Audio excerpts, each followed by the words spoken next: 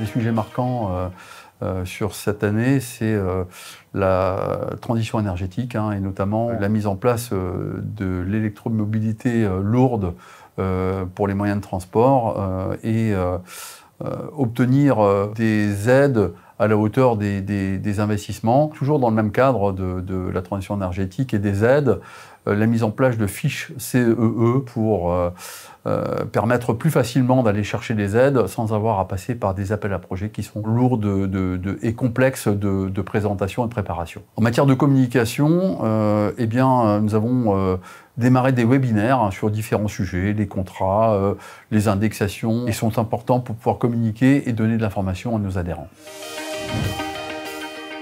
2025 marque un tournant pour la commission logistique urbaine de l'Union TLF. Nous entrons dans une nouvelle phase avec le départ de Christophe, que nous remercions chaleureusement pour son engagement. Cette année, c'est aussi la continuité d'une dynamique collective. 2024, s'il fallait citer un temps fort, ce serait bien sûr les Jeux, avec la démarche Flujop qui a marqué vraiment l'aboutissement de la dynamique Club Logistique en Or, et où nous avons montré que le dialogue avec les collectivités pouvait transformer une contrainte en opportunité. 2025 est une année de transition. Cela nous engage aussi à continuer à porter la voix des transporteurs et des logisticiens dans une période complexe où les réglementations sont multiples, où les réglementations impactent grandement notre métier, et dans une année charnière qui est l'année des élections municipales, au travers de la coprésidence du CTLUD, nous continuerons à agir pour avoir une réglementation urbaine, entre autres en logistique urbaine, efficace et fonctionnelle. Plus que jamais, nous devons continuer de conjuguer logistique urbaine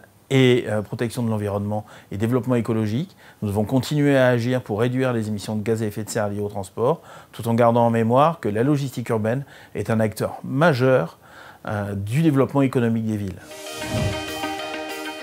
La commission fluviale a travaillé l'an passé sur la stratégie nationale fluviale qui avait été lancée par le ministère fin 2023. Nous avons notamment travaillé sur la modernisation de la flotte, sur le développement durable, le report modal et la décarbonation. Et nous travaillons également de pair avec VNF sur les différents dispositifs d'aide qui existent. Donc, nous travaillons notamment sur le renforcement de l'attractivité du secteur et le rendre plus accessible aux chargeurs d'aujourd'hui et notamment les adhérents de TLF. Pour conclure, la commission fluviale est au service de ses adhérents pour travailler sur la transition écologique durable de ce mode de transport et de le faire connaître davantage auprès des chargeurs et commissionnaires.